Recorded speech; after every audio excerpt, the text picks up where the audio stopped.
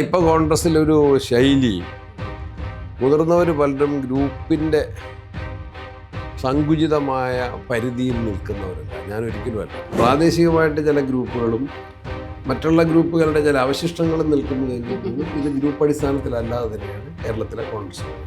Jumbo എന്ന് പറഞ്ഞപ്പോൾ ഞാൻ എന്നാ പറഞ്ഞത്, this is jumbo party, that is why the committee also is jumbo എന്നാ പറഞ്ഞത്. ഇപ്പോൾ ഒരു ഗ്രൂപ്പ് കൂടെ ഉണ്ട് എന്ന് കേൾക്കുന്നു, KC വേണുഗോപാൽ ഗ്രൂപ്പ്. അതിനെ കുറിച്ച് എന്താണ് സാറിന്റെ അഭിപ്രായം? അല്ല, അദ്ദേഹം വളരെ ശക്തനാണ്. അദ്ദേഹം ഗ്രൂപ്പിനുപരിയാണ്. KC വേണുഗോപാൽ ഇന്ത്യൻ രാഷ്ട്രീയത്തിൽ കേരളത്തിന്റെ വലിയൊരു സംഭാവനയാണ്. ഉമ്മൻചാണ്ടിയുടെ മകനായിട്ടുള്ള ചാണ്ടി ഉമ്മൻ അദ്ദേഹം ലിസ്റ്റിലില്ല. ഞാനതിന് മറുപടിയെ അർഹിക്കുന്നില്ല. നിങ്ങൾക്ക് എല്ലാവർക്കും അറിയാം. Why Sandeep Warrier reason. ചാണ്ടി ഉമ്മൻ ഇവിടുത്തെ MLA അല്ലേ? അതെ, നല്ല പോസ്റ്റ്. അത് ആഗ്രഹിക്കുന്ന പോസ്റ്റ് എല്ലാവർക്കും കിട്ടില്ല. പാർട്ടിക്ക് ഒരു വർഷം കഴിഞ്ഞ് 100 വീട് ഗവൺമെന്റ് വീടായിട്ടില്ല. അതിനൊക്കെ സമയം എടുക്കും. വീട് നിർമ്മാണമല്ലേ, സ്ഥലം പോലും കണ്ടെത്താനായിട്ടില്ല, ആയിക്കൊണ്ടിരിക്കുകയല്ലേ. അതിനൊന്നും ഒരു ടൈം ബൗണ്ട് പ്രോഗ്രാം ഉണ്ടാവും. രാഹുലിനെതിരെയുള്ള കുറ്റം, ഈ ആരോപണങ്ങൾ കൃത്യമായിട്ട് പാർട്ടിക്ക് മനസ്സിലായിട്ടുണ്ടായിരുന്നു. അത് ഒരു ആരോപണമല്ലോ, പോകമറിയല്ലേ. എന്താ വന്നേക്കുന്നത്? ഗവൺമെന്റ് ഇപ്പൊ എത്ര നാളായി അന്വേഷിക്കുന്നത്? എത്ര മാസമായി? 2 കേസ് രജിസ്റ്റർ ചെയ്തിട്ട്. ഷാഫിയെ പോലെ ജെന്റിൽമാൻലി സംസാരിക്കുന്ന ഒരു ചെറുപ്പക്കാരനെ ഞാൻ കണ്ടിട്ടില്ല. ഷാഫി പറമ്പിൽ ഏറ്റവും പരിചയസമ്പന്നനായ രാഷ്ട്രീയ നേതാവ്. എന്നെ പോലെ യൂത്ത് കോൺഗ്രസിലും കോളേജിൽ നിന്ന് KSUവിലും ചേർന്ന് വന്നതല്ല ശശി തരൂർ. നിങ്ങൾ പറഞ്ഞ പോലെ ഒരു ഇന്റർനാഷണൽ ബേസ് ആണ് അദ്ദേഹം. ഇന്റലക്ച്വൽ ആണ് അദ്ദേഹം. നന്നായിട്ട് യൂട്ടിലൈസ് ചെയ്തിട്ടുണ്ടോ? അതുകൊണ്ടല്ലേ അദ്ദേഹത്തിന് രാഷ്ട്രീയക്കാരനല്ലാതിരുന്ന അദ്ദേഹത്തിന് തിരുവനന്തപുരം പോലുള്ള സംസ്ഥാനത്തിന്റെ തലസ്ഥാനത്ത് നാലാമത്തെ പ്രാവശ്യം അദ്ദേഹത്തെ MP ആക്കി. സണ്ണി ജോസഫ് MLA, പേരാവൂരുകാരുടെ സ്വന്തം MLA ആണ്. വളരെ ശാന്തനായ, എപ്പോഴും വളരെ ചിരിച്ച മുഖത്തോടുള്ള MLA. പേരാവൂർ MLA നിന്ന് KPCC പ്രസിഡന്റിലേക്കുള്ള വളർച്ച ഒന്ന് വിവരിക്കാമോ? ഞാൻ MLA ആകുന്നതിന് മുമ്പ് കണ്ണൂർ DCC പ്രസിഡന്റ് ആയിരുന്നു. KPCCയുടെ നിർവാഹക സമിതിയിലുണ്ടായിരുന്നു. പക്ഷെ KPCC പ്രസിഡന്റ് എന്നുള്ള ഒരു ചുമതല ഞാൻ ജീവിതത്തിൽ ഒരിക്കലും പ്രതീക്ഷിക്കാത്ത, സ്വപ്നം കാണാത്ത ഒരു കാര്യം തന്നെ. ശ്രീ K. സുധാകരന് ശേഷം ആരെന്നുള്ള ആലോചനയിൽ ഏതാണ്ട് കേരളത്തിലെ കോൺഗ്രസിൻ്റെ നേതാക്കന്മാർ അധികം പേരും എൻ്റെ പേരിലേക്ക് എത്തി. അപ്പോൾ ആ ചുമതല നല്ല ഒരു ഉത്തരവാദിത്വമാണ്. എല്ലാവരുടെയും സഹകരണത്തോടെ ഏറ്റെടുത്തിട്ട് ഇപ്പം 5 മാസമായി. ഇതുവരെയുള്ള പ്രവർത്തനത്തിൽ തൃപ്തിയുണ്ട്. എല്ലാവരുടെയും സഹകരണം തേടാനും നേടാനും സാധിച്ചു എന്നാണ് എൻ്റെ ഒരു വിലയിരുത്തൽ. മുതിർന്ന നേതാക്കന്മാർ ശ്രീ AK ആൻ്റണി ഉൾപ്പെടെ, AICCയുടെ ജനറൽ സെക്രട്ടറി KC വേണുഗോപാൽ ഉൾപ്പെടെ, മുൻ പ്രതിപക്ഷ നേതാവ് രമേശ് ചെന്നിത്തല, പ്രതിപക്ഷ നേതാവ് VD Satheesan, UDF convener Adoor Prakash, അതുപോലെ മുതിർന്ന നേതാക്കന്മാർ Kurian sir, KC Joseph, MM Hassan, Thiruvanchoor, അവരെല്ലാവരുടെയും സഹകരണത്തോടെ സാമാന്യനെ നന്നായിട്ട് പോകുന്നു എന്നാണ് പ്രതീക്ഷിക്കുന്നത്. K. മുരളീധരൻ, മുല്ലപ്പള്ളി രാമചന്ദ്രൻ, VM സുധീരൻ, ഇവരൊക്കെ എന്നെ സഹായിക്കുന്ന എൻ്റെ നേതാക്കന്മാരാണ്. നേരത്തെ കൂടുതലും കണ്ണൂരായിരുന്നല്ലോ, അപ്പൊ ഫാമിലി ലൈഫൊക്കെ ഇപ്പൊ എങ്ങനെയാണ്? ഫാമിലി ലൈഫ് ഞാൻ വിവാഹത്തിന്റെ സമയത്ത് മുതൽ രാഷ്ട്രീയം തന്നെയാണ് മെയിൻ ജോലി. സജീവ രാഷ്ട്രീയം വരുമ്പോഴും വീടുമായിട്ടുള്ള നല്ല സൗഹൃദവും ബന്ധവും എപ്പോഴും നിലനിർത്തിക്കൊണ്ട് തന്നെ പോയിട്ടുണ്ട്. സമയമൊന്നും അതിനൊരു ഘടകമായിട്ട് വീട്ടുകാർ കരുതിയിട്ടില്ല. ഒരു പൊതുപ്രവർത്തകന് ലഭിക്കാവുന്ന ഏറ്റവും അനുയോജ്യമായ വ്യക്തിയാണ് എൻ്റെ ഭാര്യ. എല്ലാ കാര്യങ്ങളിലും ആവശ്യമായ എല്ലാ സഹകരണവും, വീട്ടിലെ കാര്യങ്ങൾ, കുട്ടികളുടെ കാര്യം ഒക്കെ നോക്കിക്കോളും. ഒരു പ്രശ്നവുമില്ല. രാഷ്ട്രീയം ശരിക്ക് TV കണ്ടും പത്രം വായിച്ചും നിരീക്ഷിച്ച് എന്നെ വിമർശിക്കുന്ന ഏറ്റവും നല്ല ക്രിയാത്മക വിമർശകയും ഭാര്യ തന്നെയാണ്. വീട്ടിലെ പേരൻസ് ഇപ്പം മരണപ്പെട്ടു. അവരും നല്ല പ്രോത്സാഹനമായിരുന്നു. സഹോദരങ്ങളും എല്ലാവരും മക്കളും ഒക്കെ നന്നായിട്ട് തന്നെ കാണും. സാർ നേരത്തെ പറഞ്ഞല്ലോ KPCC പ്രസിഡന്റ് എന്നത് യാദൃശ്ചികമായിട്ട് എത്തിയതെന്ന് പറയാം. അപ്പോൾ ആ സമയത്ത് കുറേ അധികം ചർച്ചകളുണ്ടായിരുന്നു. അവസാന നിമിഷം ആൻ്റണി, സണ്ണി ജോസഫ് എന്നുള്ള ഒരു പേരുകളിലേക്കാണ് വന്നത്. ഞാൻ സാറിനെ വിളിച്ച് സംസാരിച്ചിട്ടുണ്ട്. അപ്പോൾ സാർ ഒരു ചിരിയാണ് എനിക്ക് മറുപടിയായിട്ട് തന്നത്.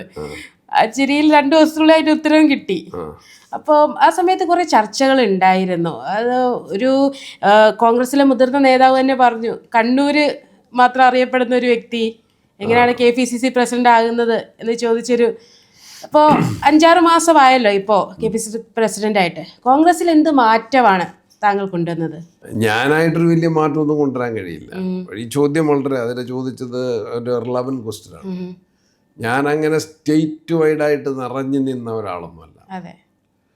എന്നാൽ ഞാൻ കണ്ണൂർ DCC പ്രസിഡൻ്റായിട്ട് 20 കൊല്ലം മുൻപ് ആ ചുമതല ഒഴിഞ്ഞ ആളാണ്. MLA ആയിട്ട് ഇപ്പോൾ 15 വർഷം തികയുന്നു. ഞാൻ നിയമസഭയിലെ എൻ്റെ പ്രവർത്തനവും DCC പ്രസിഡൻ്റായിരുന്ന കാലത്തെ എൻ്റെ പ്രവർത്തനവും അതുപോലെ തന്നെ KPCC എക്സിക്യൂട്ടീവിലെ എൻ്റെ നിലപാടുകളും എല്ലാം ഏതാണ്ട് എല്ലാവർക്കും മനസ്സിലാക്കാൻ സാധിച്ചിട്ടുണ്ട്. എന്നാൽ അണികളിലേക്ക് അങ്ങനെ വ്യാപകമായി ഞാൻ ഇറങ്ങിയിരുന്നില്ല. മറ്റ് ജില്ലകളിൽ, മലബാർ ജില്ലകളിൽ പിന്നെ കുറച്ച് എനിക്ക് ബന്ധമുണ്ടായിരുന്നു. മലബാർ ജില്ലകൾ, മറ്റ് ജില്ലകളിൽ അത്രയും ബന്ധമുണ്ടായിരുന്നില്ല. പക്ഷെ അതൊരു പ്രശ്നമായിട്ട് വന്നില്ല. കാരണം ഒരു ടീമായിട്ടാണ് KPCC തുടങ്ങിയത്.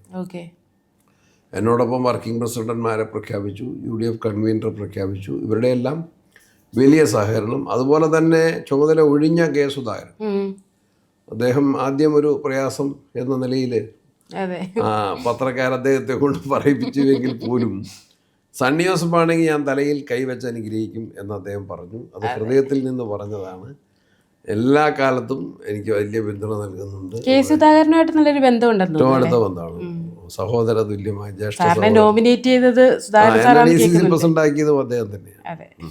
KPCC പ്രസിഡന്റ് ആക്കിയത് അദ്ദേഹം തന്നെ. അദ്ദേഹത്തിന്റെ പിന്തുണയും എനിക്കുണ്ടായിട്ടുണ്ട്. ഈ കോൺഗ്രസ് എന്ന് പറയുന്നത് ഗ്രൂപ്പുകൾ കൂടെയാണല്ലോ, പല ഗ്രൂപ്പുകളുണ്ട്. സാർ ഇത് ഏതെങ്കിലും ഗ്രൂപ്പിന് ഭാഗമാണ്? ഇപ്പൊ കോൺഗ്രസിലൊരു ശൈലി, മുതിർന്നവർ പലരും ഗ്രൂപ്പിന്റെ സങ്കുചിതമായ പരിധിയിൽ നിൽക്കുന്നവരല്ല. ഞാൻ ഒരിക്കലും അല്ല. നേരത്തെ 2000 ഞാൻ DCC പ്രസിഡന്റ് ആയിരുന്ന 2001 അന്ന് കുറേ പ്രശ്നങ്ങൾ സ്റ്റേറ്റ് അടിസ്ഥാനത്തിൽ ഗ്രൂപ്പ് അധിഷ്ഠിത പ്രശ്നങ്ങളൊക്കെ ഉണ്ടായി. ബഹുമാനപ്പെട്ട ലീഡറും ആൻ്റണിയും ഒക്കെ കൈകാര്യം ചെയ്തിരുന്ന AK ആൻ്റണി ഗ്രൂപ്പ്, ലീഡറുടെ I ഗ്രൂപ്പ്. പക്ഷേ അതിന് പിന്നെ മാറ്റം വന്നു. കാലത്തിൻ്റെ മുന്നേറ്റത്തിലും അനുഭവങ്ങളുടെ പശ്ചാത്തലത്തിലും ഇപ്പോൾ എല്ലാവരുമായിട്ട് തന്നെ ഫ്രണ്ട്ലിയാണ്. പ്രാദേശികമായിട്ട് ചില ഗ്രൂപ്പുകളും മറ്റുള്ള ഗ്രൂപ്പുകളുടെ ചില അവശിഷ്ടങ്ങളും നിൽക്കുന്നുവെങ്കിൽ പോലും ഇത് ഗ്രൂപ്പ് അടിസ്ഥാനത്തിലല്ലാതെ തന്നെയാണ് കേരളത്തിലെ കോൺഗ്രസ് പോകുന്നത്. അതെ, പക്ഷേ കുറച്ച് മാസങ്ങളായിട്ട് ഗ്രൂപ്പുകൾ വീണ്ടും തലപൊക്കി തുടങ്ങുന്നതായിട്ട് കാണുന്നുണ്ട്. പ്രത്യേകിച്ച് യൂത്ത് കോൺഗ്രസ് പ്രസിഡന്റ്, KPCC പട്ടിക കഴിഞ്ഞാലും മരം പെയ്തുകൊണ്ടിരിക്കും. തീർച്ചയായിട്ടും. ഓക്കെ, നമുക്ക് AI ഗ്രൂപ്പുകളാണ് മേജറായിട്ട് കോൺഗ്രസ്സിൽ ഉണ്ടായിരുന്നത്. ഇപ്പോൾ ഒരു ഗ്രൂപ്പ് കൂടെ ഉണ്ട് എന്ന് കേൾക്കുന്നു, KC വേണുഗോപാൽ ഗ്രൂപ്പ്. അതിനെക്കുറിച്ച് എന്താണ് സാറിൻ്റെ അഭിപ്രായം? അല്ല, അദ്ദേഹം വളരെ ശക്തനാണ്. അദ്ദേഹം ഗ്രൂപ്പിനുപരിയാണ്. KC വേണുഗോപാൽ ഇന്ത്യൻ രാഷ്ട്രീയത്തിൽ കേരളത്തിൻ്റെ വലിയൊരു സംഭാവനയാണ്. കണ്ണൂരിൽ നിന്ന് KSU പ്രസിഡൻ്റായി, സാധാരണ KSU പ്രവർത്തകനായിട്ട് പയ്യന്നൂർ കോളേജിൽ നിന്ന് തുടങ്ങി KSU പ്രസിഡൻ്റായി, യൂത്ത് കോൺഗ്രസ് പ്രസിഡൻ്റായി, KPCC ജനറൽ സെക്രട്ടറിയായി, MLA ആയി ആലപ്പുഴയിൽ ജയിച്ചു, മന്ത്രിയായിട്ട് വന്നു, പിന്നെ പാർലമെൻറ്റ് മെമ്പറായി, കേന്ദ്രമന്ത്രിയായി, AIC സെക്രട്ടറിയായി, സംഘടനാ ചുമതലയുള്ള സെക്രട്ടറിയായി. ഇപ്പം ഞാൻ കഴിഞ്ഞ ദിവസം ബീഹാറിൽ നടന്ന കോൺഗ്രസിൻ്റെ എക്സ്റ്റൻഡഡ് വർക്കിംഗ് കമ്മിറ്റി യോഗത്തിൽ ഞാൻ പങ്കെടുത്തിരുന്നു. പ്രതിപക്ഷ നേതാവ് ഉണ്ടായിരുന്നു, ഒടുങ്ങുന്നൊരു സുരേഷ് ഉണ്ടായിരുന്നു. അപ്പോൾ അവിടെയൊക്കെ KC വേണുഗോപാൽ ഇന്ത്യൻ രാഷ്ട്രീയത്തിൽ ഇന്ത്യൻ നാഷണൽ കോൺഗ്രസിൻ്റെ ഏറ്റവും മുതിർന്ന നേതാക്കളിൽ ഒരാളാണ്. രാഹുൽജിയോടൊപ്പം, ഖാർഗെജിയോടൊപ്പം, പ്രിയങ്കാജിയോടൊപ്പം പ്രവർത്തിക്കുന്ന ഭാരിച്ച ഉത്തരവാദിത്വമുള്ള ഒരു നേതാവ്. അദ്ദേഹത്തിൻ്റെ ഈ സമീപനവും സഹായവും എല്ലാം കേരളത്തിലെ കോൺഗ്രസിനെ ശക്തിപ്പെടുത്തുന്നതിൻ്റെ ഭാഗമായിട്ടാണ്. ഏതെങ്കിലും ഒരു പരിധിയിൽ നിൽക്കുന്നതിനേക്കാൾ വളരെ വിശാലമായിട്ടുള്ള മനോഭാവത്തിലാണ് കാര്യങ്ങൾ. പക്ഷേ കഴിഞ്ഞ 2-3 വർഷങ്ങളായിട്ട് KC കൂടുതലായിട്ടും കോൺസെൻട്രേറ്റ് ചെയ്യുന്നത് കേരളത്തിലാണെന്ന് നമുക്ക് ധാരണപ്പശയാണ്. വളരെ സജീവമായിട്ട് നിൽക്കുന്നു എന്നതുകൊണ്ട് കേരളവും ശ്രദ്ധിക്കപ്പെടേണ്ട ഒരു സ്ഥലമായതുകൊണ്ട് ശ്രദ്ധിക്കുന്നല്ലാതെ KC കൂടുതൽ കോൺസെൻട്രേറ്റ് ചെയ്യുന്നത് രാജ്യത്തൊട്ടാകെയാണ്. എവിടെയൊക്കെ രാഹുൽ ഗാന്ധി പോകുന്നുണ്ടോ, വിദേശ സന്ദർശനങ്ങളിൽ ചിലപ്പോൾ ഉണ്ടാവില്ല, ഇന്ത്യയിൽ എവിടെയൊക്കെ പോകുന്നുണ്ടോ, ഭാരത് ജോഡോ യാത്ര പൂർണ്ണമായിട്ടുണ്ടായിരുന്നു. എൻ്റെ ആദ്യം മുതൽ അവസാനം വരെ മുഴുവൻ സമയം ഉണ്ടായിരുന്നു. അതുപോലെ മണിപ്പൂരിലെ കലാപബാധിത പ്രദർശനങ്ങളിൽ മുഴുവൻ സമയം ഉണ്ടായിരുന്നു. ജമ്മു കാശ്മീർ ഇഷ്യൂവിൽ മുഴുവൻ സമയം ഉണ്ടായിരുന്നു. നാഷണൽ ആയിട്ട് തന്നെ, വൈഡായിട്ട് തന്നെയുള്ള റേഞ്ചിലാണ് അദ്ദേഹത്തിൻ്റെ പ്രവർത്തനം. ഞാനിപ്പം വർക്കിംഗ് കമ്മിറ്റിയിൽ പോയപ്പോൾ എനിക്കത് മനസ്സിലായി. അല്ലെങ്കിലും കർണാടകത്തിലെയും തെലങ്കാനയിലെയും ഒക്കെ വിജയത്തിൻ്റെയും ശില്പികളിൽ ഒരാളാണ്. വേറെ ദെയർ ഈസ് ക്രൈസിസ്, അതിൻ്റെ പരിഹാരത്തിന് വേണ്ടി KCയെ ദേശീയ നേതൃത്വം എല്ലാ കാലത്തും ചുമതലപ്പെടുത്തുന്നുണ്ട്. അതിലൊക്കെ അദ്ദേഹം വിജയിക്കുകയും ചെയ്തിട്ടുണ്ട്. ഒരു ക്രൈസിസ് മാനേജർ എന്ന നിലയിൽ UDFനെ വീണ്ടും അധികാരത്തിൽ എത്തിക്കാൻ വേണ്ടിയാണോ KC ഇപ്പോൾ നിലനിൽക്കുന്നത്? എല്ലാവരും ഉണ്ട്. അതിൻ്റെ അകത്ത് പ്രതിപക്ഷ നേതാവും നല്ല രാഷ്ട്രീയ നിരീക്ഷകനാണ്. എല്ലാവരുടെയും കൂട്ടായ്മയാണ് കേരളത്തിലെ ആവശ്യം എന്ന് കേന്ദ്ര നേതൃത്വവും ഞങ്ങളെ ഇഷ്ടപ്പെടുന്ന ജനങ്ങളും ഞങ്ങൾക്ക് ഉപദേശം നൽകുകയാണ്. ഓക്കെ. മെയിനായിട്ട് ജനങ്ങളുടെ ഉപദേശമാണ് എവിടെ ചെന്നാലും. ഇപ്പോൾ LDF മാറ്റാൻ ജനങ്ങൾ ആഗ്രഹിക്കുന്നു. നിങ്ങളതിന് തയ്യാറാകണം, നിങ്ങളതിന് യുണൈറ്റഡ് ആകണം എന്നും പറയുന്നവരുണ്ട്. ഞങ്ങൾ we are getting prepared, we are more united. പിണറായിയുടെ ഭരണത്തെക്കുറിച്ചിട്ട് എന്താണ് പറയാനുള്ളത്? ഭരണം പരാജയമാണെന്ന് തെളിയിച്ച നിരവധി സംഭവങ്ങൾ കേരളത്തിൽ കണ്ടില്ലേ? പാർലമെന്റ് ഇലക്ഷൻ ദേശീയ രാഷ്ട്രീയമാണ് ചർച്ച ചെയ്തതെങ്കിൽ പോലും കേരള രാഷ്ട്രീയത്തിൽ കൂടി അത് വിലയിരുത്താനുള്ള അവസരമാണ് എന്ന് ഞങ്ങൾ പറഞ്ഞിരുന്നു. അത് ഗവൺമെൻറ്റിന് പ്രതികരിക്കാൻ പോലും കഴിഞ്ഞില്ല. നിലമ്പൂർ ഇലക്ഷൻ സംസ്ഥാനത്തെ വിലയിരുത്തലായിരിക്കും എന്ന് ഞങ്ങൾ പറഞ്ഞു. ഗോവിന്ദ മാഷക്ക് നിഷേധിക്കാൻ കഴിഞ്ഞില്ല. വിലയിരുത്തിയപ്പോൾ ഗവൺമെൻറ്റിന് എതിരാണ്. തദ്ദേശ തെരഞ്ഞെടുപ്പുകളുടെ ഫലം, ഉപതെരഞ്ഞെടുപ്പുകൾ വരുന്നിടത്തൊക്കെ ജനങ്ങൾ സർക്കാരിനെതിരാണ്. ജനകീയമായിട്ടുള്ള പ്രശ്നങ്ങളൊന്നും കൈകാര്യം ചെയ്യാൻ സാധിക്കുന്നില്ല. തൊഴിലില്ലായ്മ, വിലക്കയറ്റം, വന്യമൃഗശല്യം, ആശാവർക്കർമാരുടെ സമരം, കാർഷിക മേഖലയുടെ തകർച്ച, തീരദേശ മേഖലയുടെ വറുതി, ദുരിതങ്ങൾ, കാർഷിക മേഖല പൊതുവിൽ തകരുന്നത്, ഇതെല്ലാം തന്നെ ജനങ്ങളെ സാരമായിട്ട് ബാധിക്കുന്ന വിഷയമാണ്. ഇതിനൊന്നും പരിഹാരം ഉണ്ടാക്കാൻ, ആരോഗ്യരംഗത്തെ വൻ തകർച്ച, ഇതിനൊന്നും പരിഹാരം ഉണ്ടാക്കാൻ വാക്ക് കൊണ്ടല്ലാതെ പ്രവൃത്തി കൊണ്ട് സാധിക്കുന്നില്ല. കോൺഗ്രസിന് ഈ വിഷയങ്ങളൊക്കെ കൃത്യമായിട്ട് ജനങ്ങളിലേക്ക് എത്തിക്കാനായിട്ട് ഒരു പ്രതിഷേധങ്ങൾ രീതിയിൽ എത്തിക്കാനായിട്ട് സാധിക്കുന്നുണ്ടോ? വളരെ ശക്തമല്ലേ കോൺഗ്രസിൻ്റെ സംഘടനാ പ്രവർത്തനം. നിങ്ങൾ ഞങ്ങളുടെ എൻ്റെ 5 മാസക്കാലത്തെ പ്രവർത്തനത്തിൻ്റെ ഒരു ഡയറി അങ്ങോട്ട് തന്നാൽ, അല്ലെങ്കിൽ ട്രിപ്പ് ഷീറ്റ് തന്നാൽ, ഞാൻ എവിടെയൊക്കെ യാത്ര ചെയ്തിട്ടുണ്ട്, എന്തൊക്കെ പരിപാടിയിൽ പങ്കെടുത്തിട്ടുണ്ട്, എല്ലാ പ്രശ്നങ്ങളിലും പോയിട്ടുണ്ട്. ഞാൻ മാത്രമല്ല, പ്രതിപക്ഷ നേതാവിൻ്റെ ഡയറി നിങ്ങളൊന്ന് പരിശോധിക്കുക. എത്രയോ ഹെക്റ്റിക്കായിട്ടുള്ള, എത്രയോ കഠിന പരിശ്രമം ചെയ്തുകൊണ്ടിരിക്കുകയാണ്. അത് ഞങ്ങൾ മാത്രമല്ല. ഞാൻ ഈയിടെ പാർട്ടി കമ്മിറ്റിയിൽ പറഞ്ഞത് വർക്ക് ലോഡ് അധികമാണെന്നാണ്. കോൺഗ്രസ് പ്രവർത്തകർക്ക് സമരങ്ങൾക്ക് കൊടുക്കുന്ന വർക്ക് ലോഡ് അധികമാണ്. എല്ലാ പ്രശ്നങ്ങളിലും, ആരോഗ്യരംഗത്തെ തകർച്ചയുണ്ടായപ്പോൾ, വിദ്യാഭ്യാസ രംഗത്തെ തകർച്ചയുണ്ടായപ്പോൾ, വിലക്കയറ്റം ഉണ്ടായപ്പോൾ, വന്യമൃഗശല്യം ഉണ്ടായപ്പോൾ, മലയോര യാത്ര ഉൾപ്പെടെ എല്ലാ ഇഷ്യൂസിലും ഞങ്ങൾ മുമ്പിൽ നിൽക്കുകയാണ്. ജനങ്ങൾക്ക് വേണ്ടി ഞങ്ങൾ ഏറ്റെടുത്തിരിക്കുകയാണ്. ഇപ്പൊ ശബരിമല വിഷയം തന്നെ നമുക്കറിയാം. നിയമസഭയ്ക്കകത്തും പുറത്തും അത് പ്രതിപക്ഷം തന്നെയല്ലേ, UDF തന്നെയല്ലേ, അതിൻ്റെ മുൻകൈ കോൺഗ്രസ് അല്ലേ. 4 ജാഥകൾ നടന്നില്ലേ? ജാഥകൾക്ക് മുമ്പ് പത്തനംതിട്ടയിൽ മഹാപ്രതിഷേധ സംഗമം നടന്നല്ലോ. ഇതെല്ലാം കോൺഗ്രസ് പ്രവർത്തകർ വളരെ ആക്റ്റീവാണ്. അതിനേക്കാൾ എല്ലാം ഉപരിയായിട്ട് ഞങ്ങൾ മിഷൻ 2025 2025 തദ്ദേശ തെരഞ്ഞെടുപ്പിനെ ലക്ഷ്യം വെച്ചുകൊണ്ട് ബത്തേരിയിൽ ചേർന്ന കോൺഗ്രസിന്റെ 2 നേതൃയോഗങ്ങൾ ആലോചിച്ച് ഉറപ്പിച്ച തീരുമാനമാണ് ഭവന സന്ദർശനം. 25,000 വാർഡ് കോൺഗ്രസ് കമ്മിറ്റികൾ ഏതാണ്ട് ഒരു 90 ലക്ഷത്തോളം ലഘുലേഖകൾ അച്ചടിച്ച് കേന്ദ്ര ഗവൺമെൻറ്റിൻ്റെ ജനവിരുദ്ധ നയങ്ങൾക്കെതിരെ, സംസ്ഥാനത്തെ നേരത്തെ പറഞ്ഞ പ്രശ്നങ്ങൾ എല്ലാം ഉയർത്തിപ്പിടിച്ചുകൊണ്ട് രാഹുൽ ഗാന്ധി ഉയർത്തുന്ന ഇന്നത്തെ വോട്ടവകാശ സംരക്ഷണ മുന്നേറ്റം അതെല്ലാം ഉയർത്തിപ്പിടിച്ചുകൊണ്ടാണ് ഞങ്ങളുടെ പ്രവർത്തകർ ഭവനങ്ങൾ സന്ദർശിച്ച് ഈ പഞ്ചായത്ത് ഇലക്ഷനിൽ അവർക്ക് ആവശ്യമായ ഫണ്ട് കളക്ട് ചെയ്യാൻ. സാധാരണഗതിയിൽ ഒരു ഫണ്ട് കളക്ഷൻ എന്ന് പറഞ്ഞാൽ KPCCക്കായിരിക്കും, അല്ലെങ്കിൽ ജില്ലാ കോൺഗ്രസ് കമ്മിറ്റികൾക്കായിരിക്കും. വേണ്ട, മേൽ കമ്മിറ്റികൾക്കാർക്കും വേണ്ട. വാർഡിലെ കോൺഗ്രസിൻ്റെ പ്രവർത്തനമാണ് ഏറ്റവും ശക്തമാക്കേണ്ടത്. ഞാൻ അത് എപ്പോഴും എല്ലാ കാലത്തും ഒരു അനുഭവത്തിൻ്റെ അടിസ്ഥാനത്തിൽ എല്ലാ കാലത്തും ഞാൻ എൻ്റെ വാർഡിലെ യോഗത്തിൽ, അല്ലെങ്കിൽ എൻ്റെ നിയോജകമണ്ഡലത്തിലെ യോഗത്തിൽ പണ്ടും പറയാറുണ്ട്, എനിക്ക് 3 തവണ ഇലക്ഷൻ ജയിച്ച് എനിക്ക് എത്ര ആളുകളെ അറിയാം എൻ്റെ കോൺസ്റ്റിറ്റ്യുവൻസിയിൽ? എനിക്കറിയാവുന്ന ആളുകളുടെ എണ്ണം കുറവായിരിക്കും. പക്ഷേ എൻ്റെ നാട്ടിലെ ആളുകളെ അറിയുന്നവരാ വാർഡിലെ ബൂത്തുകളിലെ പ്രവർത്തകരാണ്. വീടുകൾ അറിയുന്നത്, വീടുകളുടെ മനോഭാവം അറിയുന്നത്, അവരുടെ പ്രയാസങ്ങളും സന്തോഷങ്ങളും അറിയുന്നത്. വാർഡ് കമ്മിറ്റികളെ ശാക്തീകരിക്കാനാണ് ഞങ്ങൾ ശ്രമിച്ചത്. അതിലൊരു പരിധിവരെ വിജയിച്ചിട്ടുണ്ട്. ഈ ഭവന സന്ദർശനം വൻ വിജയമായിരുന്നു. ജനങ്ങളുടെ നല്ല സഹകരണം ആ കാര്യത്തിലുണ്ടായിരുന്നു. ഈ 1ാം പിണറായി സർക്കാരിൻ്റെ കാലഘട്ടത്തിൽ കോൺഗ്രസ്സിന് ചെറിയ മിസ്റ്റേക്സ് ഒക്കെ വന്നിട്ടുണ്ടായിരിക്കില്ല. അതുകൊണ്ടായിരിക്കുമല്ലോ പിന്നീട് അധികാരത്തിലെത്താൻ പറ്റാഞ്ഞത്. ആ മിസ്റ്റേക്സ് ഒക്കെ തിരുത്തി മുമ്പോട്ട് പോകാനാണ് ഇപ്രാവശ്യം തീരുമാനിച്ചിരിക്കുന്നത്, അല്ലേ? കേരളത്തിലെ ഒരു വിഷയം, മാധ്യമങ്ങളുടെയും ജനങ്ങളുടെയും ഒരു വിഷയം ഞാൻ മനസ്സിലാക്കുന്നു. മെയിൻ ഇഷ്യൂസ് പെട്ടെന്ന് മാറിപ്പോവുകയും മറക്കുകയും ചെയ്യണം. അപ്പം നമുക്കെല്ലാം അറിയാം, മുഖ്യമന്ത്രിയുടെ ഏറ്റവും വിശ്വസ്തനല്ലേ ശിവശങ്കർ? അദ്ദേഹം ജയിലിൽ പോയില്ലേ? മുഖ്യമന്ത്രിയുടെ പ്രിൻസിപ്പൽ പ്രൈവറ്റ് സെക്രട്ടറി. അദ്ദേഹം മുഖ്യമന്ത്രി എന്ന നിലയിൽ സത്യപ്രതിജ്ഞ ചെയ്യാൻ ഗവർണറെ കണ്ട് തീയതി നിശ്ചയിക്കാൻ പോകുന്ന സമയത്ത് അദ്ദേഹം ആരെയും കൂട്ടിയില്ല, ഒരാളെ കൂട്ടി. അത് ശിവശങ്കറായിരുന്നു. ആ ശിവശങ്കറാണ് സ്വർണ്ണക്കള്ളക്കടത്ത് കേസിൽ അറസ്റ്റിലായത്. അതെ. ജനങ്ങളത് മറന്നു പോകുന്നു. അല്ല, അത് കോൺഗ്രസ് എന്തെല്ലാം അഴിമതിയാണ്, എന്തെല്ലാം അഴിമതികളാണ് ഉണ്ടായത്. പിന്നെ കോവിഡ് ഇതെല്ലാം മറക്കാനൊരു കാരണം മറയായി. കോവിഡ് കാലത്ത് നടന്ന ഇലക്ഷനിലെ ക്യാമ്പയിനിങ്ങിന് പരിമിതി ഉണ്ടായിരുന്നു. ഓക്കെ. ഗവൺമെൻറ് സംവിധാനങ്ങളെ ഉപയോഗപ്പെടുത്താൻ അവർക്ക് സാധിച്ചു, ദുരുപയോഗം ചെയ്യാൻ സാധിച്ചു. ഞങ്ങൾ പോസിറ്റീവായൊരു പ്രതിപക്ഷമായിരുന്നു അന്നും. അതുകൊണ്ട് എന്ത് ചെയ്തു? കോവിഡിൻ്റെ പ്രവർത്തനങ്ങളെ പൂർണ്ണമായിട്ടും ഞങ്ങൾ സഹകരിച്ചു. Not even a single incident.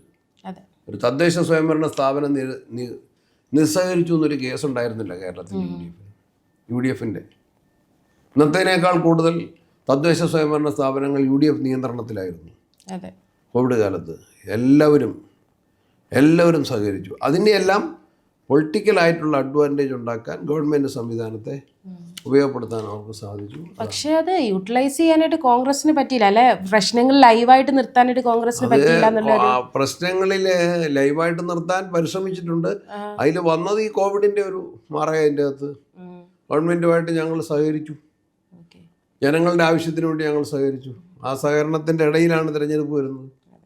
പ്രശ്നങ്ങളെല്ലാം ഇത്തവണ പരിഹരിക്കുമെന്നാണ് പറയുന്നത്. തവണ വളരെ ലൈവായിട്ട് നിൽക്കുകയല്ലേ. അതെ, തീർച്ചയായിട്ടും. അവര് വല്ലാതെ ഉഴലുകയല്ലേ. ശബരിമലയിൽ അവർക്ക് ഉത്തരവുണ്ടോ? ഞങ്ങൾ വളരെ ആക്റ്റീവ് അല്ലേ. ഇന്നലെ ഇപ്പം എന്താ പറഞ്ഞിരിക്കുന്നത്? പരിസ്ഥിതി പ്രവർത്തകൻ മാധവ് ഗാഡ്ഗിൽ പോലും പറയുകയാണ് വനം വകുപ്പ് പിരിച്ചു വിടണം. ഞങ്ങളുടെ നിലപാട് എത്രയോ ശക്തമാണ്. കാർഷിക മേഖല തകർച്ചയിലല്ലേ. കൃഷിക്കാർ വളരെ പ്രതിസന്ധിയിലല്ലേ. തൊഴിലില്ലായ്മയ്ക്ക് എന്തെങ്കിലും പരിഹാരമുണ്ടോ? വിലക്കയറ്റം എന്നുള്ളത് ഗവൺമെൻറ് ശ്രദ്ധിക്കുന്നുണ്ടോ? ആരോഗ്യ മേഖല കൊട്ടിഘോഷിക്കുമ്പോൾ നമ്മളെ മെഡിക്കൽ കോളേജിൽ എന്തൊക്കെയാണ് നടക്കുന്നത്? ഏതെങ്കിലും ഒരു സാധാരണക്കാരന് ഒരു ചെറിയ പരിക്ക് പറ്റിയാൽ എവിടെയാണ് പോകേണ്ടി വരുന്നത്? പ്രൈവറ്റ് മേഖലയിലേക്ക് പോകേണ്ടി വരുന്നില്ലേ? അനാസ്ഥ. കോട്ടയത്തെ സംഭവം, തിരുവനന്തപുരത്തെ പ്രൊഫസറുടെ തന്നെ വെളിപ്പെടുത്തൽ, ഇതെല്ലാം ആരോഗ്യരംഗം കൊട്ടിഘോഷിക്കുന്ന അവകാശവാദങ്ങൾ അടിസ്ഥാനരഹിതമാണെന്ന് ജനങ്ങൾ അനുഭവിച്ചുകൊണ്ടിരിക്കുക. വിദ്യാഭ്യാസ രംഗത്ത് പ്രിൻസിപ്പൽമാരില്ല, വൈസ് ചാൻസലർമാരില്ല, കലഹമാണ്. കോളേജുകളിലെ അരാജകത്വമാണ്, SFIയുടെ ഗുണ്ടായുസമാണ്. ഇന്ന് KSUവിന് വളരെ ശക്തമായൊരു തിരിച്ചുവരവിന് ഒരു KSU MSFും എല്ലാം ചേർന്നുള്ള UDFൻ്റെ വിദ്യാർത്ഥി വിഭാഗങ്ങൾ ശക്തമായിട്ട് മുന്നേറിക്കൊണ്ടിരിക്കുകയാണ്. ഇപ്പോൾ യൂത്ത് കോൺഗ്രസ് പ്രസിഡന്റിനെ ഈ അടുത്തിടയ്ക്കാണ് തിരഞ്ഞെടുത്തത്, ജനീഷിനെ. അതിൽ ചെറിയ പ്രശ്നങ്ങൾ ഉണ്ടതായിട്ട് മാധ്യമങ്ങളിലൂടെ കാണുന്നുണ്ട്. അബിൻ വർക്കി നേരിട്ട് വന്നിട്ട് മാധ്യമങ്ങളുടെ മുമ്പിൽ പറഞ്ഞാണ് ഒരു ക്രിസ്ത്യാനിയായി പോയത് എൻ്റെ തെറ്റാണോ എന്ന് അദ്ദേഹം ചോദിക്കുന്നുണ്ട്. ആ വിഷയം എങ്ങനെയാണ്? ഇല്ല, അബിൻ വർക്കി പറഞ്ഞത് എന്താണ്? ഞാനത് മാധ്യമങ്ങൾ ഉണ്ടാക്കുന്നതാണ്, നിങ്ങൾ കൊടുക്കുന്ന വ്യാഖ്യാനമാണ്, അതുകൊണ്ടാണ്. പിന്നെ ഒരു കാര്യം, കോൺഗ്രസ് ഒരു സമദൂര സിദ്ധാന്തമുള്ളവരും സന്തുലിത നിലപാടുള്ള പാർട്ടിയാണ് കോൺഗ്രസ്. അബിൻ വർക്കിയെ അഖിലേന്ത്യാ കമ്മിറ്റിയുടെ സെക്രട്ടറി ആയിട്ട് അപ്പോൾ തന്നെ യൂത്ത് കോൺഗ്രസ് നിയോഗിച്ചു. എല്ലാവരും ആഗ്രഹിക്കുന്ന പോസ്റ്റ് എല്ലാവർക്കും കിട്ടില്ല പാർട്ടിക്കകത്ത്. ഇപ്പം എന്നെ KPC പ്രസിഡന്റ് ഞാൻ ആഗ്രഹിക്കാത്ത പോസ്റ്റാണ്. ചിലപ്പോൾ ആഗ്രഹിക്കാത്ത പോസ്റ്റ് തേടി വരും, പരിശ്രമിക്കാത്ത പോസ്റ്റ് തേടി വരും. ചിലപ്പോൾ ആഗ്രഹിക്കുന്ന പോസ്റ്റ് നേടാനും കഴിയാതെ വരും. പക്ഷേ വെയിറ്റ് ആൻഡ് സീ. രാഷ്ട്രീയത്തിൽ നല്ല ക്ഷമയോടെ കാത്തിരിക്കണം. അതാണ് എൻ്റെയൊക്കെ അനുഭവം. ഓക്കെ. അല്ല, അതിപ്പോൾ KPCC പ്രസിഡന്റ് ഒരു ക്രിസ്ത്യാനിയാണ്, KSU പ്രസിഡന്റ് ഒരു ക്രിസ്ത്യാനിയാണ്. അതുകൊണ്ടാണ് അഭിനെ അങ്ങനെ തോന്നുന്നില്ല. അങ്ങനെയൊക്കെ AK ആന്റണി, PC ചാക്കോ, ഉമ്മൻചാണ്ടി എല്ലാം കേരളത്തിലെ കോൺഗ്രസിനെ ഒന്നിച്ച് നയിച്ച കാലമില്ലേ. നിങ്ങളുണ്ടാക്കുന്ന ചില കൺഫ്യൂഷനുകളുണ്ട്. ഓക്കെ, അങ്ങനെയാണ്. അപ്പോൾ KPCC ഒരു ജംബോ പട്ടിക തന്നെയാണ് പുറത്തു വിട്ടിരിക്കുന്നത്. സെഞ്ചുറി അടിച്ചു എന്നാണ് ട്രോളുകൾ പറയുന്നത്. അല്ല, അതിനേക്കാളും കൂടുതൽ വരും. ഇനിയും വരും. നല്ലൊരു ടീം തന്നെയാണ്. ലോകത്തിൽ ആദ്യമായിട്ടായിരിക്കും ഇത്രയും വലിയൊരു ഭാരവാഹി പട്ടികയുള്ള ലോകത്തിലെ ഏറ്റവും വലിയ പാർട്ടിയാണ് ഇന്ത്യൻ നാഷണൽ കോൺഗ്രസ്. ലോകത്തിലെ ഏറ്റവും വലിയ ജനാധിപത്യ പാർട്ടിയാണ് ഇന്ത്യൻ നാഷണൽ കോൺഗ്രസ്. ധാരാളം അണികളുണ്ട്. ഇതൊരു ചെറിയ പാർട്ടിയല്ല. ട്രോളുകളൊന്നും വിലനിൽക്കുന്നില്ല. ഞങ്ങൾ അതിനെ സ്വാഗതം ചെയ്യല്ലേ. ജംബോ എന്ന് പറഞ്ഞപ്പോൾ ഞാൻ എന്നാ പറഞ്ഞത്? This is jumbo party, that is why the committee also is jumbo എന്നാ പറഞ്ഞത്. പക്ഷെ അതിൽ കുറച്ച് വിമർശനങ്ങളുണ്ട്. അതായത് സന്ദീപ് വാര്യർ അദ്ദേഹം അടുത്തിടയ്ക്കാണ് കോൺഗ്രസിലേക്ക് വന്നത്.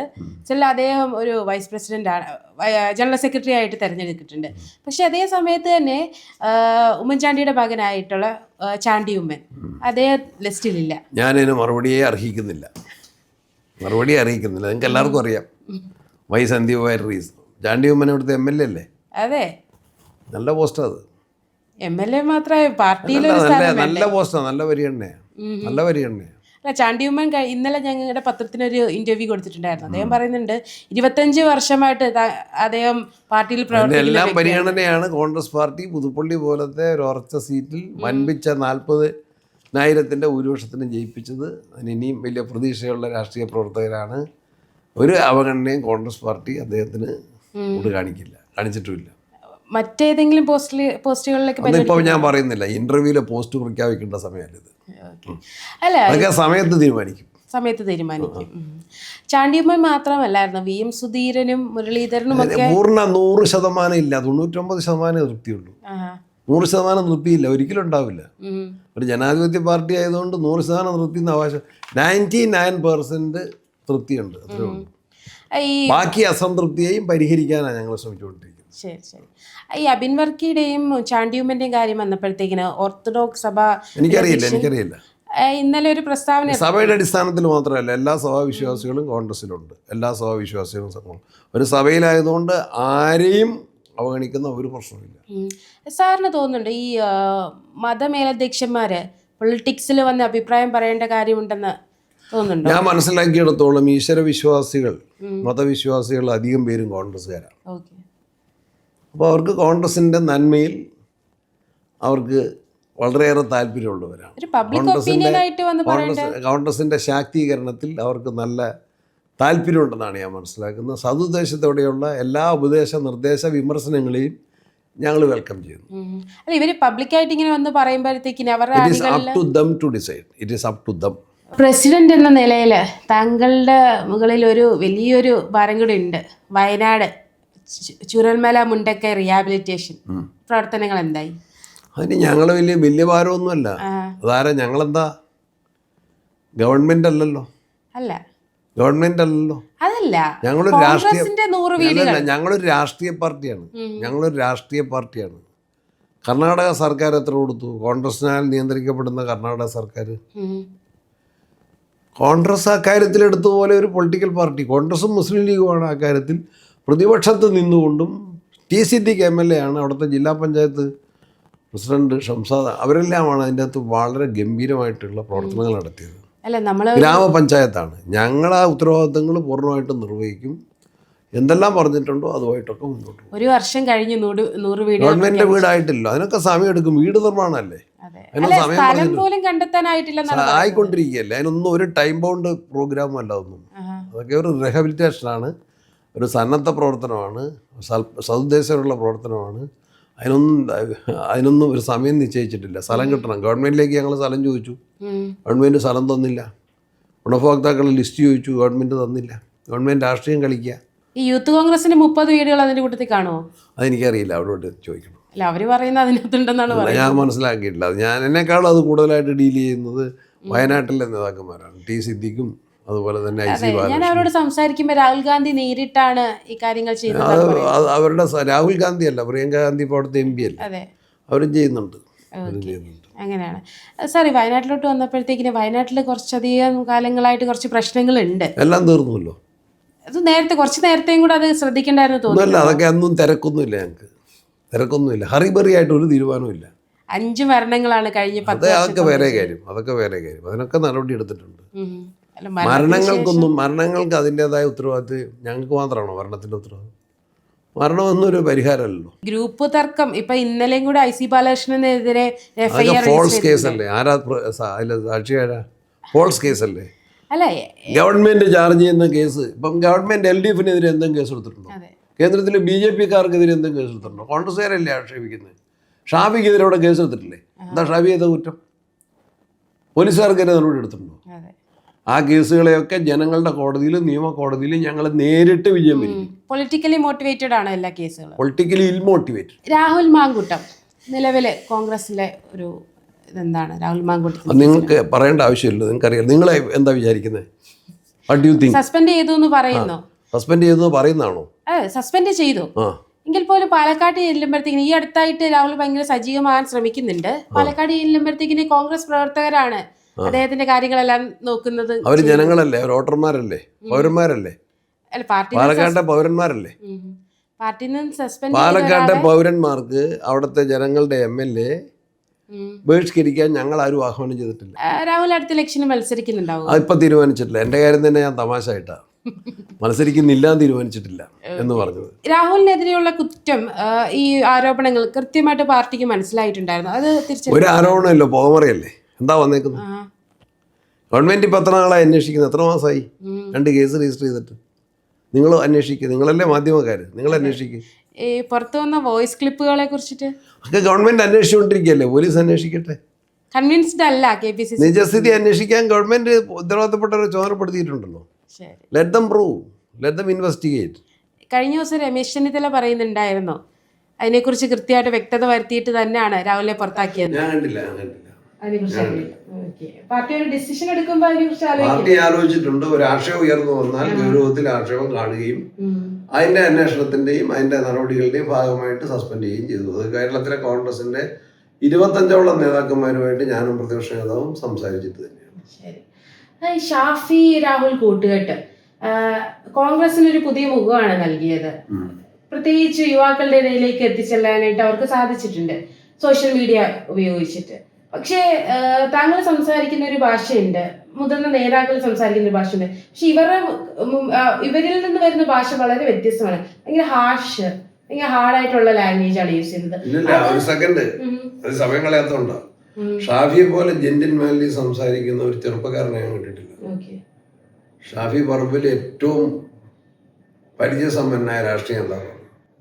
അദ്ദേഹം 13 കൊല്ലം MLA ആയിട്ടാണ് MP ആയത്. അസംബ്ലിക്കകത്ത് ഞങ്ങൾ ഒന്നിച്ചുണ്ടായിരുന്നു. KSU president, youth Congress president. പാർലമെന്റിൽ ഷാഫിയുടെ പെർഫോമൻസ് എന്താണ്? എന്തടിസ്ഥാനത്തിലാണ് ഷാഫിനെ മോശക്കാരനായിട്ട് ചിത്രീകരിക്കാൻ ശ്രമിച്ചത്? Nothing doing. വിജയിക്കില്ല ആ കാര്യത്തിൽ. ഷാഫിക്ക് കോൺഗ്രസിൽ ഇപ്പോൾ ഒരു നല്ലൊരു ആധിപത്യം ഉണ്ടെന്ന് കേൾക്കുന്നുണ്ട്. ആധിപത്യം കോൺഗ്രസിൽ ആർക്കും ഇല്ല. പങ്കാളിത്തം.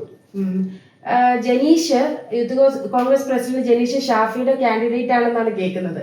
ജനീഷ് എല്ലാവരുടെയും കാൻഡിഡേറ്റ്, എന്റെയും കാൻഡിഡേറ്റ്. ഇലക്ഷൻ വരെയാണ്, ആദ്യം ലോക്കൽ ബോഡി ഇലക്ഷനാണ്. എന്താണ് പ്രതീക്ഷ? ലോക്കൽ ബോഡിയിൽ ചരിത്ര വിജയം കൈവരിക്കും. ഗവൺമെന്റ് ഒരുപാട് അട്ടിമറികൾ നടത്തിയിരുന്നു. ഒന്ന് നിങ്ങൾ മനസ്സിലാക്കേണ്ടത്, ഒരു നിയമ ഭേദഗതി കൊണ്ടുവന്നു. പഞ്ചായത്ത് രാജ് നിയമത്തിൽ, മുനിസിപ്പൽ നിയമത്തിൽ ഭേദഗതി കൊണ്ടുവന്നു. എന്തിനു വേണ്ടിയായിരുന്നു? വാർഡുകളുടെ എണ്ണം 1 വീതം കൂട്ടാൻ. എന്തിനു വേണ്ടിയായിരുന്നു? വാർഡ് വിഭജിക്കാൻ. എന്തിനു വേണ്ടിയായിരുന്നു ആ നിയമ ഭേദഗതി? ആ നിയമ ഭേദഗതി നിയമസഭയിൽ ചർച്ചയില്ലാതെയാണ് പാസ്സാക്കിയത്. നിയമസഭയിൽ സബ്ജക്ട് കമ്മിറ്റിക്ക് പോകാതെയാണ് പാസ്സാക്കിയത്. സബ്ജക്ട് കമ്മിറ്റിക്ക് പോകാനുള്ള പ്രമേയമാണ് നിയമസഭയിൽ അജണ്ടയായിട്ട് അവതരിപ്പിച്ചതെങ്കിൽ സബ്ജക്ട് കമ്മിറ്റിക്ക് വിടുന്നതിന് പകരം അത് പാസ്സാക്കിയത് ഒറ്റയടിക്ക്, ചർച്ചയില്ലാതെ, ഭേദഗതികളില്ലാതെ, പ്രസംഗമില്ലാതെ. ആ നിയമത്തിന്റെ ആകത്തുക എന്താണ്? വാർഡ് വിഭജനത്തിന് ഒരു കളവൊരുക്കുക. വാർഡ് വിഭജിച്ചു. എങ്ങനെയാ വാർഡ് വിഭജിക്കുന്നത്? വാർഡ് വിഭജിക്കുന്നത് ചെരുപ്പിനനുസരിച്ച് കാല് മുറിക്കുന്ന പോലെയാണ്. സാധാരണ കാലിനനുസരിച്ചാണ് ചെരുപ്പ് മുറിക്കുന്നത്.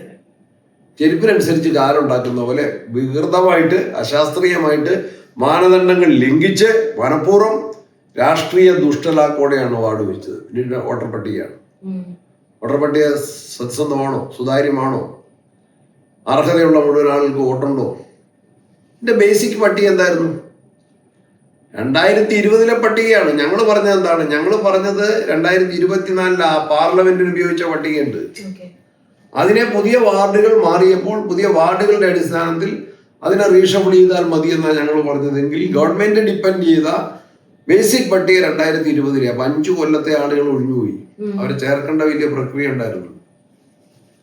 എൻ്റെ വീട്ടിലൊരാൾ, അല്ലെങ്കിൽ നിങ്ങളുടെ വീട്ടിലൊരാൾ കോളേജിൽ പഠിക്കുന്ന കുട്ടി ചിലപ്പോൾ വീട്ടിൽ നിന്ന് മാറി കോളേജിലായിരിക്കും, ഹോസ്റ്റലിലായിരിക്കും നിൽക്കുന്നത്. ആ കുട്ടിക്ക് വീട്ടിൽ വോട്ട് വേണ്ടേ? എത്ര പേരുടെ വോട്ട് നിഷേധിച്ചു? അപ്പൊ തദ്ദേശ തെരഞ്ഞെടുപ്പിൽ വാർഡ് വിഭജനത്തിന്റെ രാഷ്ട്രീയ പക്ഷപാതം ഇലക്ഷൻ കമ്മീഷൻ തികഞ്ഞ പക്ഷപാതം കാണിച്ചിട്ടുണ്ട്.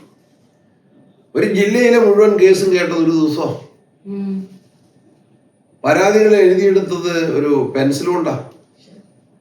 ഒരു ഗ്രാമപഞ്ചായത്തിന്റെ ആസ് എ ഹോൾ മുഴുവൻ പരാതികളും, 17 വാർഡുള്ള ഒരു ഗ്രാമപഞ്ചായത്തിന്റെ വാർഡുകൾ സംബന്ധിച്ച പരാതികൾ കേൾക്കാൻ 2 മിനിറ്റ് എടുത്ത്. അങ്ങനെ അശാസ്ത്രീയമായിട്ടും അന്യായമായിട്ടും ഉണ്ടാക്കിയിരിക്കുന്ന വാർഡും വോട്ടർ പട്ടികയും ഒക്കെയാണ് കേരളത്തിലുള്ളതെങ്കിൽ പോലും ജനങ്ങളെയും സർക്കാരിനെയും അവരുടെ നിയന്ത്രണത്തിലുള്ള തദ്ദേശ സ്ഥാപനങ്ങളെയും ശക്തമായിട്ട് എതിർക്കുന്നത് കൊണ്ട് അഴിമതിയും പക്ഷപാതവുമാണ് ഇതിന്റെ മുഖമുദ്ര എന്നതുകൊണ്ട് ഞങ്ങൾക്ക് വളരെ മെച്ചപ്പെട്ട ഒരു സാഹചര്യം നിലനിൽക്കുന്നുണ്ട്. അതുകൊണ്ട് ചരിത്ര വിജയം കൈവരിക്കും.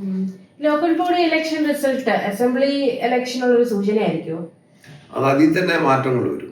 അപ്പൊ എന്റെ നിയോജകമണ്ഡലം ഫോർ എക്സാമ്പിൾ പല നിയോജകമണ്ഡലങ്ങളും ഞാൻ പഠിച്ചപ്പോൾ അല്ലെ നമുക്ക് മനസ്സിലാക്കാൻ സാധിക്കും. ലോക്കൽ ബോഡി LDF ജയിച്ചു, അസംബ്ലി വന്നപ്പോൾ ഞങ്ങൾ ജയിച്ചു. പാർലമെന്റ് ഇലക്ഷനിൽ വയനാട്ടിൽ പ്രിയങ്ക ഗാന്ധിയും രാഹുൽജിയും ജയിക്കുന്ന പോലെ അസംബ്ലിക്ക് ഞങ്ങൾക്ക് ജയിക്കുന്നിടത്ത് ഒരു ഭൂരിപക്ഷം കിട്ടുന്നുണ്ട്. Different pattern. UDF ഇന്നത്തെ സാഹചര്യം എന്താണ്? UDF എന്നാ നല്ല സാഹചര്യം അല്ലെ? കഴിഞ്ഞ കുറച്ച് മാസങ്ങളായിട്ട് അതായത് ഈ വികസന സദസ്സിന് UDF ഒരു പ്രഖ്യാപനം ഉണ്ടായിരുന്നു. ഗവൺമെന്റ് പ്രോഗ്രാമാണ്, അത് നടത്തത്തില്ല എന്ന്. പക്ഷെ മലപ്പുറം എടുത്ത് നോക്കുകയാണെങ്കിൽ മലപ്പുറത്ത് ലീഗ് ഭരിക്കുന്ന ഒട്ടുമിക്ക എല്ലാ പഞ്ചായത്തിലും പരിപാടി നടന്നിട്ടുണ്ട്. അത് ഗവൺമെന്റിന്റെ സർക്കുലർ പ്രകാരം തന്നെയാണ് നടന്നിരിക്കുന്നത്. അപ്പൊ UDF കൃത്യമായിട്ട് നിർദ്ദേശിച്ചിരിക്കുന്ന ഒരു ഓർഡറിനെ ധിക്കരിക്കാണ് അവർ ചെയ്തിരിക്കുന്നത്. അവിടെ അങ്ങനെയൊന്നുമില്ല. ചില സൗകര്യങ്ങളിലൊക്കെ എല്ലാം എല്ലാ ഓർഡറുകൾക്കും ചില എക്സംഷൻസ് ഒക്കെ ഉണ്ട്. മലപ്പുറത്താണ് പ്രധാനമായിട്ട് വരുന്നത്. നമ്മളിപ്പോ എന്നാ വെച്ചാൽ ഞാനൊരു പഞ്ചായത്ത് പ്രസിഡന്റ് ആണെങ്കിൽ എന്റെ പ്രവർത്തനങ്ങളൊന്ന് ഷോക്കേസ് ചെയ്യാൻ എനിക്കൊരു അവസരം കിട്ടിയാൽ ചിലപ്പോൾ ശ്രമിക്കും, ചിലപ്പോൾ അതിൻ്റെ അകത്ത് വേണ്ടാന്ന് തീരുമാനിക്കും. അതൊന്നും ഞാൻ പരിശോധിച്ചിട്ടില്ല. എന്തൊക്കെയാണ് കാലിക്കറ്റ് യൂണിവേഴ്സിറ്റി തെരഞ്ഞെടുപ്പ് ഞാൻ നോ കമന്റ്, സമയമില്ല. അതുകൊണ്ടല്ല സാർ ഞാൻ KSUക്കാരും യൂത്ത് കോൺഗ്രസ്സുകാരും ഒക്കെ ആ വിഷയമല്ലേ പറഞ്ഞത്. ഇല്ല, നോ കമന്റ്, സമയം പോയി. ഓക്കെ സാർ, നമുക്ക് അസംബ്ലി ഇലക്ഷന് കോൺഗ്രസിന് ഒരു മുഖ്യമന്ത്രി സ്ഥാനാർത്ഥി ഉണ്ടാവുമോ? കോൺഗ്രസിന് ഒരു മുഖ്യമന്ത്രി സ്ഥാനാർത്ഥിയല്ല, നിരവധി മുഖ്യമന്ത്രി സ്ഥാനാർത്ഥികളുണ്ട് ഇന്ത്യ രാജ്യത്ത്. അങ്ങനെയാണോ? ബീഹാറിൽ ഇപ്പം മുന്നണിക്ക് സ്ഥാനാർത്ഥി ഉണ്ടോ? അല്ലെ, കൃത്യമായിട്ട് ഒരാളെ ഫ്രണ്ടിൽ നിർത്തിയിട്ട് കേരളത്തിലെ കോൺഗ്രസിന്റെ ചരിത്രം അതാണ് ചോദ്യമെങ്കിൽ കേരളത്തിലെ കോൺഗ്രസ് ഇലക്ഷൻ ജയിച്ചു കഴിഞ്ഞാൽ MLA-മാരുടെ അഭിപ്രായം കൂടി ചോദിച്ച് ഹൈക്കമാൻഡ് തീരുമാനിക്കും. അങ്ങനെയാണ്. അല്ല, നമുക്ക് കഴിഞ്ഞ ഇലക്ഷനൊക്കെ ഒരാളെ നമുക്ക് ഊഹിക്കാമായിരുന്നു. നിങ്ങൾ ഊഹിക്കുന്നതായിരിക്കും. ഞങ്ങൾക്ക് അങ്ങനെ ഒരാളെ മുൻനിർത്തിയല്ല ഇലക്ഷൻ. KC വേണുഗോപാലിന് സാധ്യത ഉണ്ടാകുമോ? ആർക്കും മത്സരിക്കാം, ആർക്കും വരാം. മത്സരിക്കാൻ അദ്ദേഹം തയ്യാറാണെങ്കിൽ അതൊന്നും തീരുമാനിച്ചിട്ടില്ല. നിങ്ങൾ നേരത്തെ ചോദിച്ച പോലെയാണ്. അസംബ്ലി സ്ഥാനാർത്ഥികളെ കുറിച്ചും അസംബ്ലിയിലെ മുഖ്യമന്ത്രിയെ കുറിച്ചും ഇതുവരെ ചിന്തിച്ചിട്ടില്ല. നിങ്ങൾക്ക് ചിന്തിക്കാം, നിങ്ങൾക്ക് പ്രചരിപ്പിക്കാം. അങ്ങനെ. ഓക്കെ സാർ, ശശി തരൂരിനെ കുറിച്ചിട്ട് എന്താണ് അഭിപ്രായം? അതേ ഒരു ഗ്ലോബൽ ഫേസ് ആണ്, പക്ഷെ കോൺഗ്രസിലെ പല വേദികളിലും അദ്ദേഹം എന്നെ പോലെയല്ല. എന്നെ പോലെ യൂത്ത് കോൺഗ്രസിലും കോളേജിലും KSUവിലും ചേർന്ന് വന്നതല്ല ശശി തരൂർ. നിങ്ങൾ പറഞ്ഞ പോലെ ഒരു ഇന്റർനാഷണൽ ഫേസ് ആണ് അദ്ദേഹം. ഇന്റലക്ച്വൽ ആണ് അദ്ദേഹം. അദ്ദേഹത്തിനെ കൂടുതലായിട്ട് യൂട്ടിലൈസ് ചെയ്യണ്ടേ കോൺഗ്രസ്? നന്നായിട്ട് യൂട്ടിലൈസ് ചെയ്യുന്നുണ്ടോ? അതുകൊണ്ടല്ലേ അദ്ദേഹത്തിന് രാഷ്ട്രീയക്കാരനല്ലാതിരുന്ന അദ്ദേഹത്തിന് തിരുവനന്തപുരം പോലുള്ള സംസ്ഥാനത്തിന്റെ തലസ്ഥാനത്ത് എത്ര 4ാമത്തെ പ്രാവശ്യം അദ്ദേഹത്തെ MP ആക്കി. കേന്ദ്രത്തിലെ കോൺഗ്രസിന്റെ 2 ഗവൺമെന്റിൽ പ്രധാനപ്പെട്ട വകുപ്പുകൾ, വിദേശകാര്യ ഉൾപ്പെടെയുള്ള വകുപ്പുകൾ നൽകി. അദ്ദേഹത്തിനെ വർക്കിംഗ് കമ്മിറ്റിയിൽ അംഗമാക്കി. അതിന്റെ പ്രശ്നങ്ങളൊക്കെ നമ്മൾ കണ്ടതാണ്. അതൊക്കെ കാണും. കോൺഗ്രസിന്റെ അകത്ത് ജനാധിപത്യ പാർട്ടിയല്ലേ. ആക്കിയ കാര്യം നിങ്ങൾ പറ, പോസിറ്റീവായിട്ടുള്ള കാര്യം പറ. Trying to make issues problems. തരൂരിനൊരു CM കാൻഡിഡേറ്റ് ആകാനായിട്ടുള്ള ഒരു ഒന്നും ആലോചിച്ചിട്ടില്ല, ഇപ്പൊ ആലോചിച്ചിട്ടില്ല. ഇങ്ങനെ എല്ലാരും പറയുന്നുണ്ട്. ആര് പറഞ്ഞു? നോക്കാം നമുക്ക്. ശരി, ഓക്കെ. പലർത്തി സ്കൂളിലെ ഹിജാബ് വിഷയം ശ്രദ്ധയിൽപ്പെട്ടു. അതിപ്പോ ഞാൻ പറയുന്നില്ല, ടൈം പോയി. അടുത്ത വിഷയത്തിലേക്ക്. ഇല്ല, വിഷയമില്ല, അവസാന ചോദ്യമാണ്. ബാക്കിയൊന്നുമില്ല. കോൺഗ്രസിന് പ്രാദേശിക വിഷയം തന്നെ. കോൺഗ്രസിന്റെ അഭിപ്രായം എന്താ? അവിടെ കൈകാര്യം ചെയ്തോളൂ, അവിടുത്തെ DCC കൈകാര്യം ചെയ്തു. ലീഗ് കൃത്യമായിട്ട് ഒരു അഭിപ്രായം ഞാനത് പഠിച്ചിട്ടില്ല, മുമ്പായിട്ട് ഞാൻ പറയുന്നില്ല. അതിലേക്കൊന്നും പ്രാദേശിക വിഷയത്തിലേക്ക് ഞാൻ പോകേണ്ട ആവശ്യമില്ല. ലോക്കൽ ഇഷ്യൂ അതൊന്നും വലിയ ഹൈലൈറ്റ്. ജനറൽ ആയിട്ട് പറയുകയാണെങ്കിൽ ഞാനിപ്പോ പറയുന്നേ ഇല്ല, ജനറൽ ആയിട്ടും പറയുന്നില്ല. സമയം പോയി, എനിക്ക് വേറെ പടിയുണ്ട്. നമ്മൾ പറഞ്ഞ സമയം പോയി. താല്പര്യമില്ലെന്നാണോ? ഇല്ല, ഞാൻ പറയുന്നില്ല എന്ന് പറഞ്ഞില്ലേ, തീർന്നില്ലേ? അഭിപ്രായം ഉണ്ട്, ഇപ്പൊ പറയുന്നില്ല, നിങ്ങളടുത്ത് പറയുന്നില്ല. ശരി, താങ്ക് യു സർ.